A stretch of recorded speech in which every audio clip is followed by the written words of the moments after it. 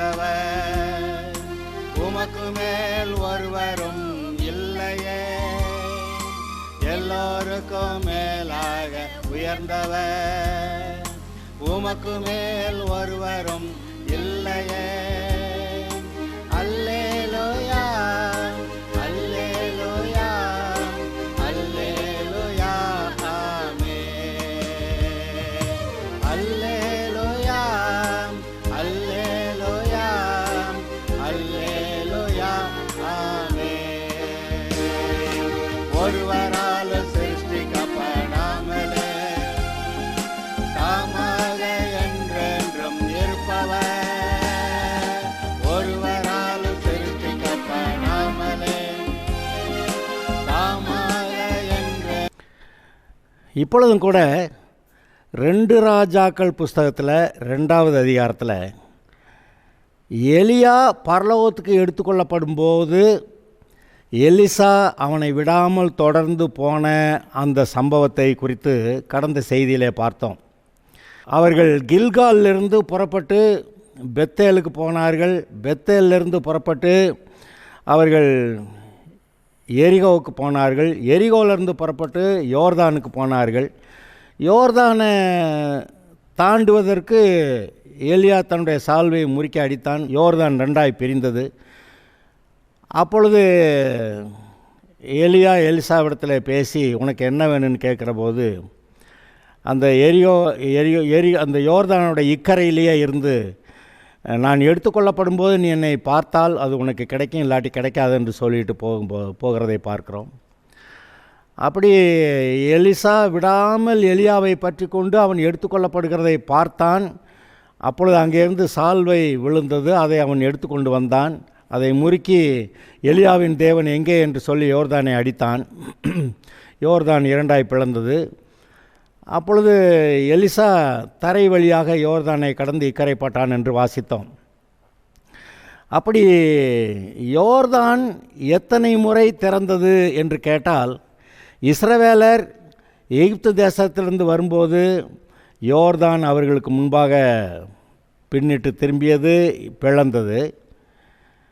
பிறகு இந்த எலியா அக்கறைப்படுவதற்கென்று அவன் சால்வையை முறுக்கி அடித்தான், யோர்தான் திறந்தது. அதே போல் எலிசாவும் சால்வையை முறுக்கி அடித்தான், எலியாவின் தேவன் எங்கே அப்படின்னு சொல்லிட்டு அடித்தான், யோர்தான் 2ஆய் திறந்தது. ஆக மொத்தம் 3 முறைகள் இந்த யோர்தான் நதி பிளந்திருக்கிறது. யோர்தான் என்று சொன்னால் அது மரணத்துக்கு அடையாளமாக இருக்கிறது. மரண யோர்தான் என்று நீங்கள் வாசிக்கலாம். அதாவது கரை புரண்டு ஓடும்போது யார் அதில் இறங்கினாலும் அவன் ஆள் அவுட்டு, அவனை அடிச்சுட்டு போயிடும், அவன் செத்தான் என்று பொதுவாக சொல்வார்கள். ஆனால் அப்படிப்பட்ட மரண யோர்தானே சில ஆட்கள் கடந்து போய் அங்கே சில காரியங்களை செய்தார்கள் என்றெல்லாம் நீங்கள் வேதத்தில் வாசிப்பீர்கள். அதெல்லாம் இருக்க தான் செய்கிறது. ஆனால் இந்த இடத்துல நீங்கள் யோர்தானை இவர்கள் பிளந்தார்கள் என்று நீங்கள் வாசிக்கிறீர்கள். அங்கே ஒவ்வொரு முறையும் எலியா எலிசாட்ட என்ன சொல்கிறான், நீ இங்கே தானே இரு, கர்த்தரனை அங்கே அனுப்புகிறாரு அப்படி சொல்லி கொண்டு போகும்போது எலிசா தீர்மானிச்சிட்டான், கர்த்தர் எலியாவை எடுக்க போகிறாரு, இப்போ எனக்கு அபிஷேகம் 2 மடங்கு வேணும், அதனால் எலியாவை இப்போ விடக்கூடாது அப்படின்னு மனசுக்குள்ளே வச்சுக்கிட்டு எலியாவை பின்பற்றி போகிறான். ஒவ்வொரு இடத்துலையும் நீ இங்கே இருன்னு சொல்லும்போது, இல்லை நான் உம்முடைய தேவனுடைய ஜீவனையும் உம்முடைய ஜீவனையும் கொண்டு சொல்லுகிறேன், நான் உம்மை விடுகிறதில்லை என்று. எலியா அப்போவே கேட்டிருக்கலாம், அப்போ விட மாட்டேங்கிற அளவுக்கு நான் என்னப்பா உனக்கு வேணும்னு அப்போவே கேட்டிருக்கலாம். ஆனால் அவன் அங்கே யோர்தான்கிட்ட நின்றுட்டு தான் பேசுகிறான், என்ன வேணும், 2 மடங்கு அபிஷேகம் வேணும், அரிதானதை கேட்டாய், ஆனாலும் நான் எடுத்துக்கொள்ளப்படும் போது நீ பார்த்தால் அது கிடைக்கும். அப்படி ஒரு எச்சரிக்கையின் சத்தம் வருது. பார்த்தேன்னா கிடைக்கும், இல்லாட்டி கிடைக்காதுப்பா அப்படின்னு சொன்னால் இந்த எலிசா என்ன பண்ணிட்டான், இன்னும் கொஞ்சம் எச்சரிக்கை ஆகிட்டான். இது என்ன பிரச்சனையாக இருந்தாலும் இப்படி பேசுகிறது எல்லாம் ஒவ்வொரு வார்த்தையிலையும் ஒரு விஷயம் இருக்கும். அதனால் இப்போ இந்த ஆள் இப்படி பேசுகிறாருனாக்கா இங்கே என்னமோ விஷயம் இருக்கிறது. அப்போ எலியா எடுத்துக்கொள்ளப்படும் போது நம்ம அவரை பார்க்காம இருக்கிறதுக்கு வாய்ப்பு கூட இருக்கோ என்று நினைத்து இன்னும் கொஞ்சம் எச்சரிக்கை ஆகிட்டான். அதை நீங்கள் அப்படி பாருங்கள். அப்படி பார்த்து எலிசா இன்னும் கொஞ்சம் எச்சரிக்கையாகி நான் உம்மை விடுகிறதில்லை என்று அவன் சொன்னதை நினைத்து பாருங்கள். அப்படி போகும்போது அக்கினி ரதமும் அக்கினி குதிரையும் வந்து, எங்கள் அக்கினி ரதமும் அக்கினி குதிரையும் வேற எங்கேயும் அங்கிட்ட போகக்கூடாது. அக்கினி ரதமும் அக்கினி குதிரையும் வந்து எலியாவையும் எலிசாவையும் ரெண்டாக பிரிக்குதுங்க. இது ரொம்ப கொடுமையானது. இன்றைக்கு நமக்கு பெரிய ஆசீர்வாதங்கள் வருவதற்கு முன்பாக தேவ பிரசன்னத்தை விட்டு நம்மை பிரிக்கக்கூடிய சில காரியங்கள், அது பெரிய பிசாசு கொண்டு வர்ற இச்சையாக இருக்கலாம், அல்லது நம்ம எதிர்பாராமல் குறுக்க இந்த என்னமோ வந்துருச்சுங்க, அதனால் இப்படி ஆகிப்போச்சு அப்படின்னு ஏதோ ஒரு பஸ்ஸு லாரி குறுக்க போயிடுச்சுங்க.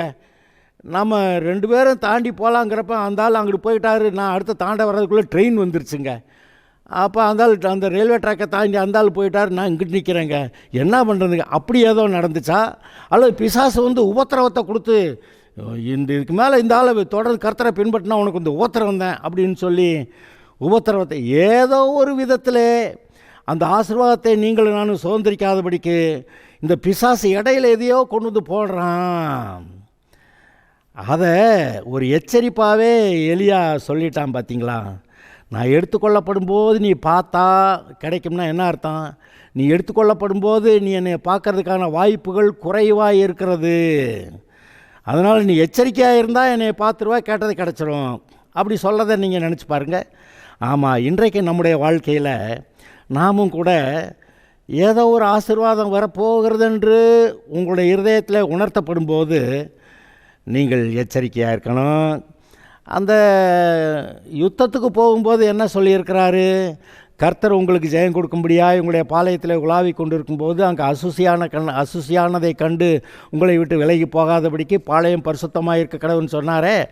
இப்போ ஏதோ ஒரு ஆசீர்வாதம் வரப்போகுதுங்கிற மாதிரி உணர்வு உங்கள்கிட்ட வரும்போது நீங்கள் இன்னும் கொஞ்சம் எச்சரிக்கையாயிரணும். இன்னும் கொஞ்சம் உணர்வு உள்ளவர்களா, இன்னும் கொஞ்சம் பரிசுத்தம் உள்ளவர்களா அப்படி ஆக்கிக்கிட்டு, ஸ்தோத்திர ஆண்டவரே, நீர் இந்த ஆசீர்வாதம் வைத்திருக்கிறீர், பெற்றுக்கொள்கிறேன்னு உறுதியாக அவரை பிடிச்சு, நீர் கொடுக்காமல் நான் விடுகிறதில்லை. யாக்கோபு அப்படி தான் சொன்னான். யாக்கோபு ரொம்ப நீதிமான்னு நான் சொல்லலை, ஆனாலும் ஏதோ வருது, எனக்கு ஜீவன் வருகிறது, எனக்கு பிழைப்பு வருகிறது, எனக்கு இந்த நான் சாகாமல் காக்கப்படுகிற வாய்ப்பு வருகிறது, ஆதலால் நீர் என்னை ஆசீர்வதிக்காமல் நம்ம விடமாட்டேன் அப்படின்னு சொல்லி அந்த வைராக்கியமாக பிடிச்சிக்கிட்டது போல் இந்த எலியாவை எலிசா அப்படி வைராக்கியமாக பிடிச்சிக்கிட்டு பின்பற்றி வர்றான். அங்கே யாக்கோபு, அவனை கர்த்தர் கேட்டார், உன் பேர் என்ன? யாக்கோபு.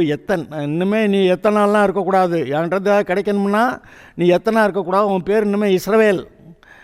அப்படி இஸ்ரவேல், அதாவது தேவனுக்கு முன்பாக ஒரு பிரின்ஸு, அப்படி நீ இருக்கிற அப்படின்னு சொல்லிட்டாரு. அப்போ அது பேரில் என்னவோ இருக்கோ, அந்த பேர் உங்கள்கிட்ட என்னமோ இருக்குங்க இன்றைக்கி. அதனால தான் உங்களுக்கு எனக்கு நல்ல பேர் வைக்கிறார்கள். நல்ல பேருடைய ஆளாக அதை நினச்சி ஒரு ஆபிரகாம் போல் இருந்து, ஒரு சாலமோனை போல் ஞானியாக இருந்து, ஒரு ஈசாக்கை போல் தேவனுக்கு முன்பாக உத்தமமான இருதயம் உள்ளவனாக வாழ்ந்து, ஒரு யோபு போல் எல்லா எதிர்ப்புகளையும் எல்லா போராட்டங்களையும் ஜெயிக்கிறவனாக இருந்து, எல்லாம் இது போல் சில பேர் வைக்கும்போது அந்த மனிதர்கள் செய்த நற்காரியங்களை நினைத்து அந்த பேர் வைக்கிறார்கள். இன்றைக்கு நமக்கு வைக்கப்பட்டிருக்கிற பேரும் சரி. அப்புறம் இதோட கர்த்தர் சொல்லும் புது நாமத்தினால் நீ அழைக்கப்படுவாய் அப்படின்னு எங்கேயோ பைபிளில் வாசிச்சிருக்கீங்களா? நீங்கள் நினைக்கலாம், ஏன் இப்போ இருக்கிற பேர் போதாதா அப்படின்னு நீங்கள் நினைக்கலாம். ஆனால் அவர் என்ன சொல்கிறாரு? கர்த்தர் அழைக்கும் புது நாமத்தினால் நீ அழைக்கப்படுவாய்ன்னு சொல்லிட்டாவே, அப்போ அவர் ஒரு பேர் வைக்கிறாரு. அவர் வைக்கிற அந்த பேருக்கேற்றா போல் நாம் அதற்கேற்றாப்பில் நடக்கிற ஆளாக இருப்போம். பார்த்தீங்களா? அதையெல்லாம் நினைத்து பாருங்கள். இதெல்லாம் நினச்சி பார்த்திங்கன்னா இன்றைக்கி நம்ம கர்த்தருக்குள்ளே நம்மை பரிசுத்தப்படுத்தி கொள்ளுகிறது, அதெல்லாம் ரொம்ப நல்லா இருக்கும். அந்த எலியா எடுத்துக்கொள்ளப்படும் போது எலிசாவனை பார்க்கணும். இடையில அக்கினி குதிரை அக்கினி ரதமும் வருது. நான் தான் யோசிப்பேன், இந்த அக்கினி குதிரை அக்கினி ரதம் வேறு எங்கேயாவது போகக்கூடாது, நம்ம ஏன் கர்த்தரையும் பிரிக்கிற மாதிரியா சில காரியங்கள் வரணும்? ஆனாலும் எலிசா செய்தது போல் விடமாட்டேன், கர்த்தரை விடமாட்டேன். அவன் எலியாவை விடமாட்டேன்ட்டு போனால் ஏதோ அங்கே ஒரு காரியம் இருக்குது. இங்கே நம்ம என்ன கர்த்தரை விடமாட்டேன். யாக்கோபு சொன்னது போல் அந்த தூதனை நான் உண்மை விடமாட்டேன். எப்போ விடிஞ்சிருச்சுப்பா நான் போகிறேன், இல்லை அதெல்லாம் முடியாது, நீர் என்னை ஆசீர்வாதத்தால் உண்மை போக விட மாட்டேன் அப்படின்னு சொன்னது போல் இப்பொழுது நாம் வைராக்கியமாய் கர்த்தரை பற்றி கொள்ளாமா? கர்த்தர் இப்போ உங்ககிட்ட இதெல்லாம் எதுக்கு பேசுகிறாரு? அப்படி கர்த்தர் முன்னாடி வைராக்கியமாக இருந்து இந்த உலக காரியங்களெல்லாம் நான் கர்த்தரை பற்றி கொள்ளுகிறேன், நான் என்னுடைய வாழ்க்கை இந்த வாழ்க்கை இப்போவே விட்டால் பரலோகம் போயிடுவேன், ஆனால் இந்த வாழ்க்கையில் நான் கர்த்தருக்காக சாட்சியாய் வாழ வேண்டும், அது ஒன்றே எனக்கு இப்பொழுது முக்கியமாக இருக்கிறது. நான் கர்த்தர் நிமித்தம் என்னை பரிசுத்தமாய் வைத்துக்கொள்ளுவேன், அவர் கொடுத்த குடும்பத்திற்காக என்னை பரிசுத்தமாய் வைத்துக்கொள்வேன், இந்த சுற்றிலுமாக இருக்க ஜனங்களுக்கு முன்பாக நான் சாட்சியாய் வாழ்வதற்கென்று என்னை பரிசுத்தமாய் வைத்துக்கொள்கிறேன் அவர் நிமித்தம். 2 கொரிந்தியர் 3வது அதிகாரத்தில் கடைசி வாசனை வாசிங்கன்னா, நாம் அவருடைய மகிமையை கண்ணாடியிலே காண்கிறது போல கண்டு மகிமையின் மேல் மகிமை அடைகிறோம் அப்படி எழுதியிருக்கேன். அதுபோல் அவரை பார்க்க பார்க்க பார்க்க நீங்கள் அவரை போல் மாறிட்டே வருவீங்க, மகிமையின் மேல் மகிமை அடைவீர்கள். அருமையானவர்களே, இதெல்லாம் யோசித்து பார்க்கலாம். இந்த வசனங்களெல்லாம் நம்மை அவரை போல மாற்றுகிறது. இந்த வசனத்தை ஏங்க இந்த எலியாவை பின்பற்றி எலிசா போனானாமே, 2 மடங்கு ஆசீர்வாதம் வாங்கினானாமே, சரி அவன் வாங்கிட்டேன் 14 நமக்கு என்ன நமக்கு என்னன்னு இல்லை, இங்கே என்னமோ நீங்கள் அவன் பெற்றது போல் ஏதோ பெறுவதற்கு வழி இருக்கிறது, அதனால தான் கர்த்தர் எழுதி வச்சிருக்கிறார். இதெல்லாம் திருஷ்டாந்தங்களாய் அவர்களுக்கு சம்பவித்தது. நாம் அதே போல் சூழ்நிலையில் வரும்போது நமக்கு அதே போல் கிடைக்கிறது நடக்கிறது என்று நாம் நிதானித்து பார்க்க வேண்டும். இன்றைக்கு இந்த எலிசா 2 மடங்கு ஆசீர்வாதத்தை பெற்றது போல் 2 மடங்கு அபிஷேகம், அது ஒரு வரம் அப்படின்னு வேற வாசித்தான். ஆக அதுபோல் எனக்கு வேணும், நான் சும்மா சாதா கிறிஸ்தவனா, பேர் கிறிஸ்தவனா, ஏதோ பரலோகம் போகிற கிறிஸ்தவனா அப்படி மட்டும் இல்லை, இந்த வாழ்க்கை நான் கர்த்தருக்கு பரிசுத்தமாக அவருடைய கரங்களில் இருக்கக்கூடிய ஒரு கருவியாக அவர் பயன்படுத்துகிற ஒரு கனத்துக்குரிய பாத்திரமாக நான் இருக்க வேண்டும்.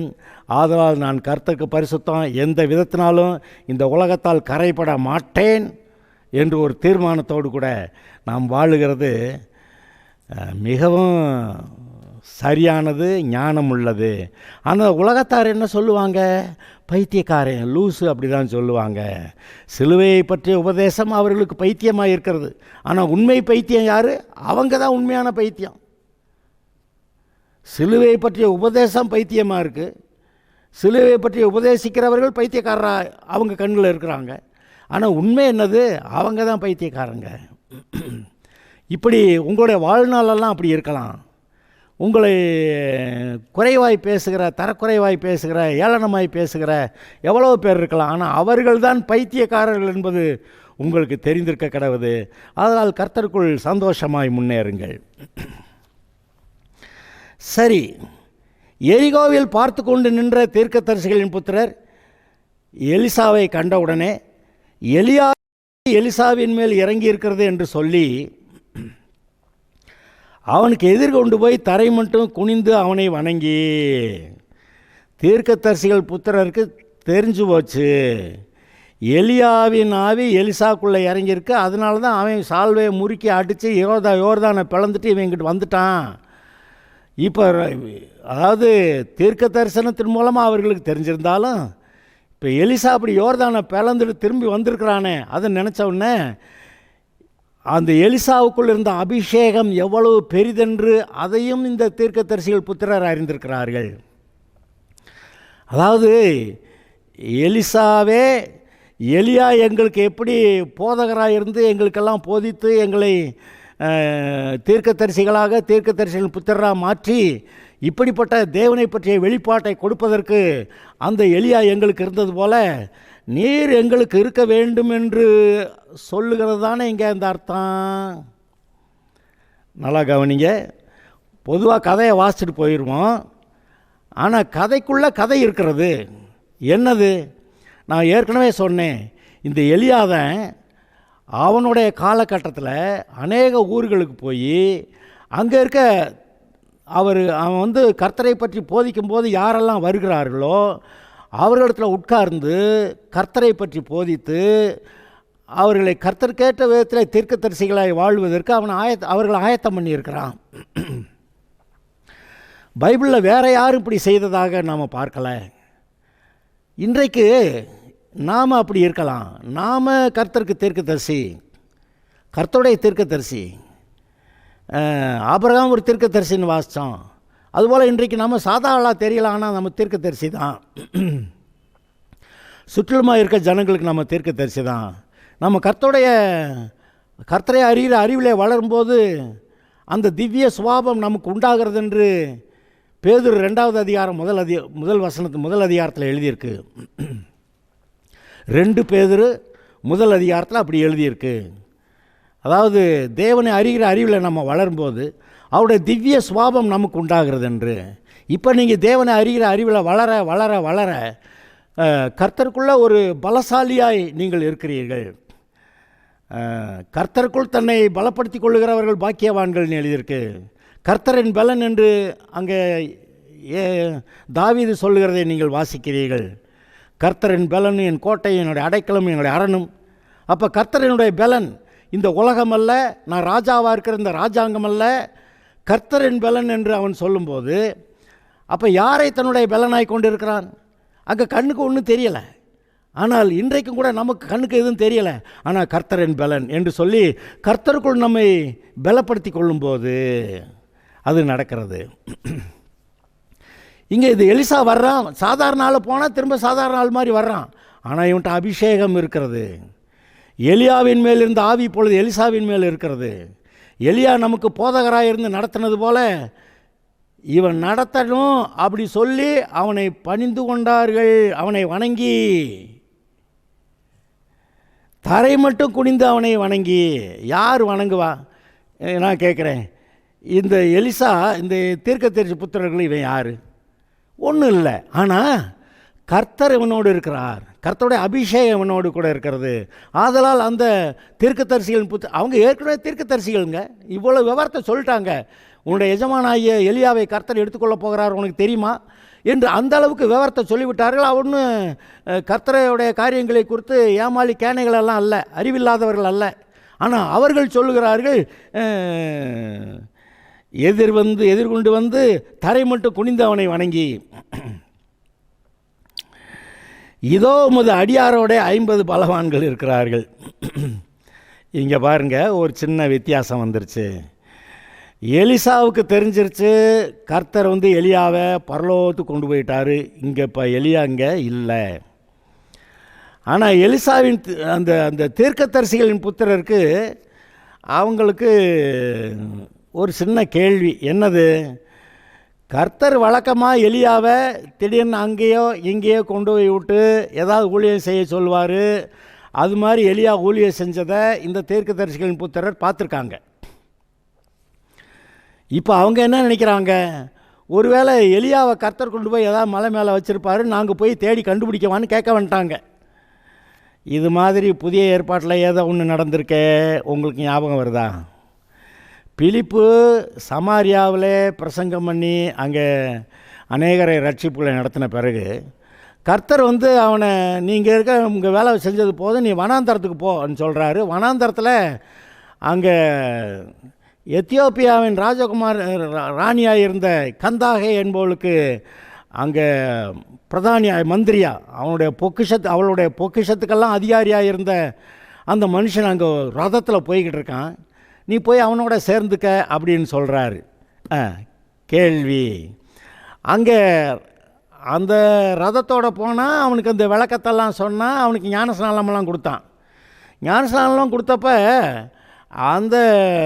அந்த எத்தியோப்பியன் தண்ணி விட்டு மேலே எழும்பி பார்த்தா கடைசிக்கு பிலிப்பை காணா. பின்பு கர்த்தர் அவனை பிலிப்பை கொண்டு போய் ஆசோத்தில் எங்கேயோ கொண்டு போய் விட்டாருன்னு எழுதியிருக்கு.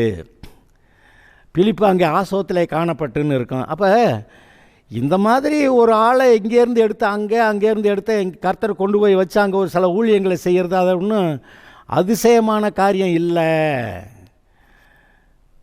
இது இந்த தீர்க்கதரிசிகளின் புத்திரருக்கு நல்லா தெரியும். அதனால் அவங்க ஒருவேளை வாசிக்கிறேன், இதோ உமது அடியாரோடைய 50 பலவான்கள் இருக்கிறார்கள், நல்லா சாப்பிட்டு கிண்ணுன்னு இருப்பாங்க போல். அவர்கள் போய் உம்முடைய எஜமானனை தேடும்படி உத்தரவு கொடும். ஒருவேளை கர்த்தருடைய ஆவியானவர் அவரை எடுத்து பர்வதங்களில் ஒன்றின் மேலாகிலும் பள்ளத்தாக்குகளில் ஒன்றிலாகிலும் கொண்டு போய் வைத்திருப்பார் என்றார்கள். அதற்கு அவன் அவர்களை அனுப்ப வேண்டாம் என்றான். ஏன்னா இவனுக்கு நல்லா தெரியும் அங்கே போனால் யார் இன்னும் கண்டுபிடிக்க முடியாது, இவன் பரலோகத்துக்கு போயிட்டான். அவன் சலித்து போக மட்டும் அவர்கள் அவனை அலட்டி கொண்டிருந்தபடியால் அனுப்புங்கள் என்றான். அப்படியே 50 பேரை அனுப்பினார்கள். அவர்கள் 3 நாள் அவனை தேடியும் காணாமல். விடாமல் ரொம்ப திடசாலிகள் தான், வைராக்கியமான ஆளுங்க தான். எப்படியாவது எலியாவை கண்டுபிடிச்சிடுறது. எங்கேயா கர்த்தர் அவனை இங்கேயா அங்கேயா எங்கேயா மலை மேலே கொண்டு போய் விட்டுருப்பாரு, போய் பிடிச்சிடலாம் அப்படின்னு 3 நாள் விடாமல் தேடுனா, அப்போ அவங்களுடைய மன உறுதியும் கொஞ்சம் பாருங்கள். அவர்களுக்கு தெரியும் கர்த்தர் எலியாவை சில சமயத்தை தேவையான இடத்துல கொண்டு போய் விட்டு ஊழியை செய்ய வைப்பார்னு. இப்போ போய் எலியாவை பிடிச்சிடலான்றாங்க.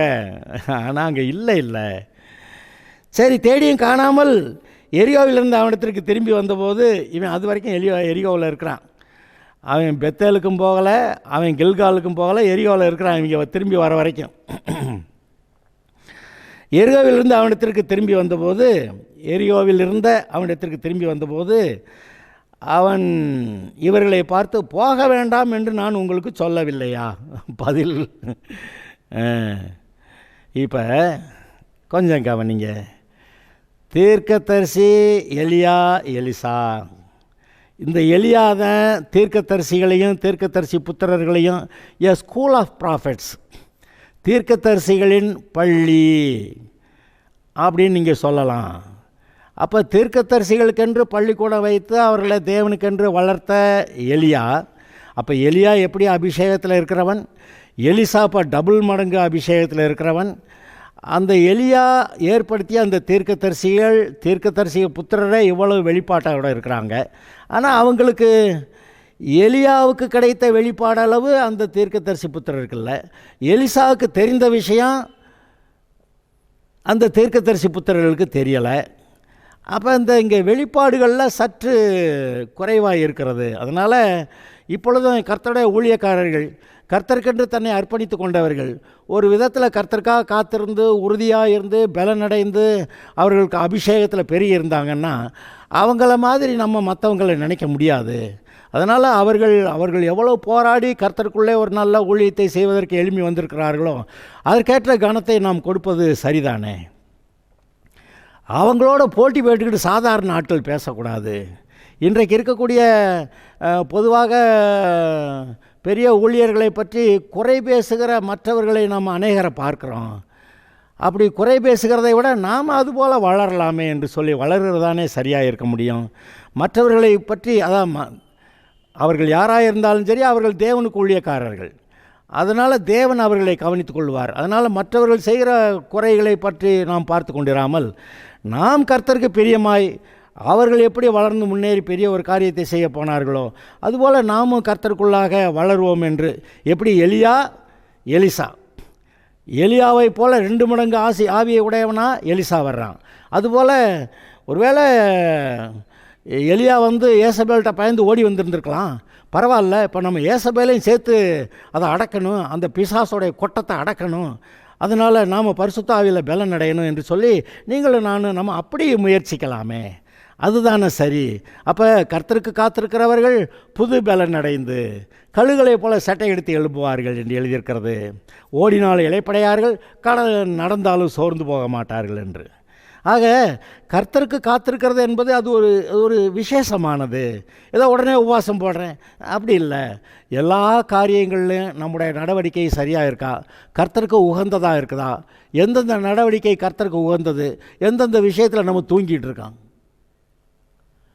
அப்போ அந்த தூங்கிறத சொல்லலை, நான் கவனமாக எச்சரிக்கையாக இருக்கிறதை பற்றி பேசுகிறேன். விழித்திருங்கள்னு எழுதியிருக்கு. கண்ணை மூடாமல் கண்ணை திறந்து பார்த்துக்கிட்டே இருக்கிறதையா சொல்கிறாரு, அதை சொல்லலை. இல்லை தூங்கக்கூடாதுன்னு சொல்கிறாரா, தூங்கக்கூடாதுன்னு சொல்லலை.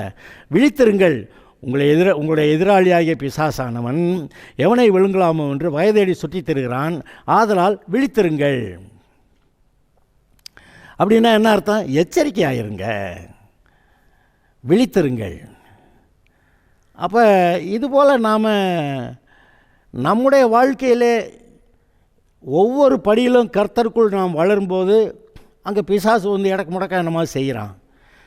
இப்போ எலிசா கூட எலியாவை போல் அந்த அபிஷேகத்தை பெற்றுக்கொள்கிறதுக்கு 2 மடங்கு பெற்றுக்கொள்கிறதுக்கு முன்னாடி எலியா எடுத்துக்கொள்ளப்படும் போது அக்கினி குதிரையும் அக்கினி ரதமும் 2 பேரையும் பிரிக்குதான். ஏன்னா வேறு நேரம் இருக்கக்கூடாதா? ஆனால் அது ஒரு நேரம் இருக்கிறது, அதற்கென்று ஒரு வேலை இருக்கிறது. என்னுடைய வேலை இன்னும் வரவில்லை என்று இயேசு சொன்னார்னா அதுக்கு ஒரு காரணம் இருக்கும். அப்போ மரியாள் வந்து சொன்னாங்க, இன்னும் என்னுடைய வேலை வரலைன்னாரு.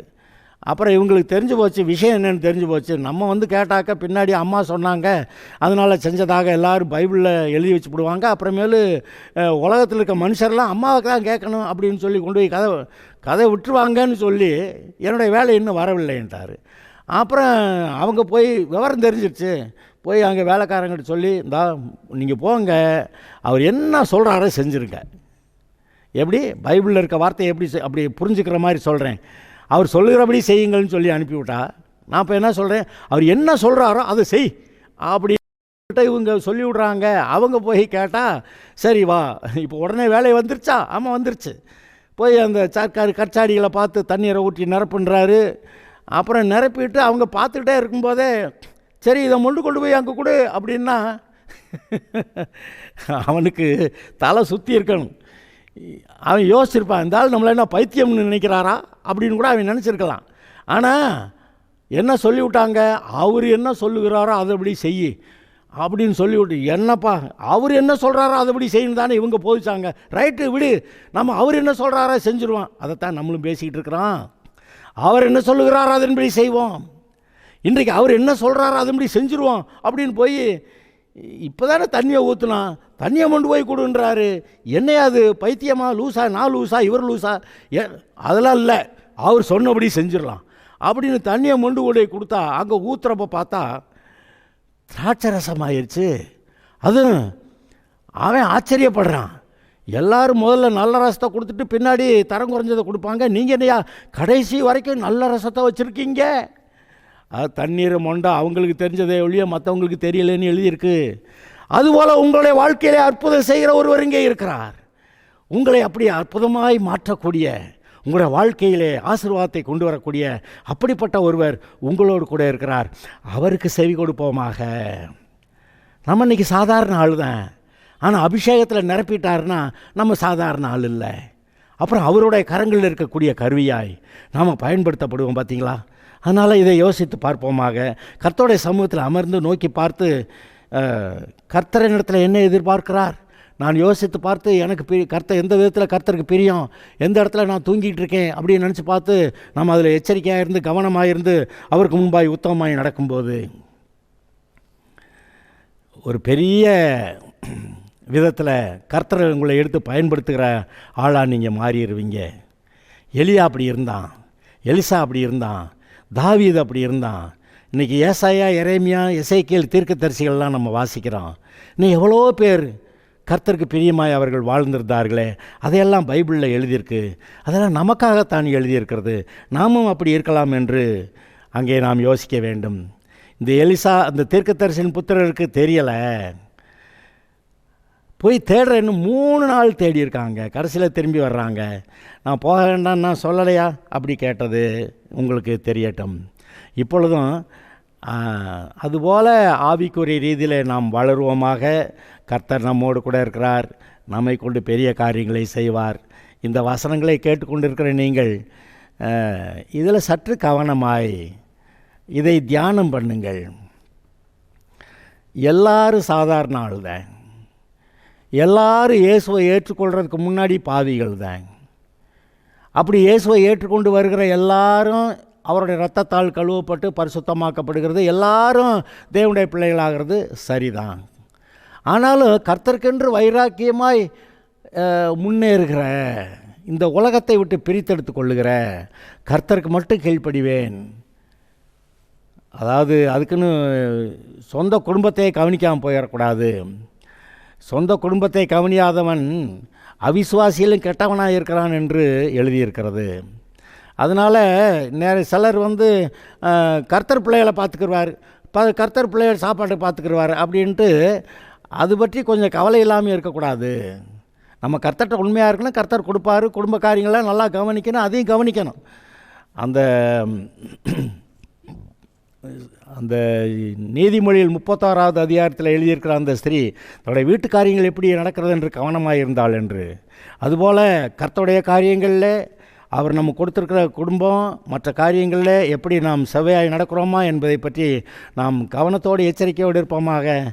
கர்த்தர் உங்களையும் ஒரு பெரிய கருவியாக எடுத்து பயன்படுத்துவார். Okay, god bless you.